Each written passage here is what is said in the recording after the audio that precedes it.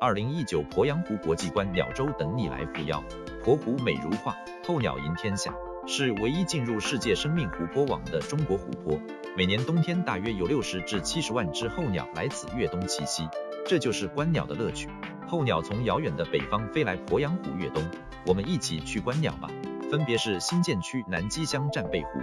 长湖、白沙湖、深湖观鸟点，五星垦殖场五星白鹤保护小区观鸟点，天香园观鸟点，分别是永修县吴城镇的大湖池、长湖池、朱氏湖、沙湖观鸟点。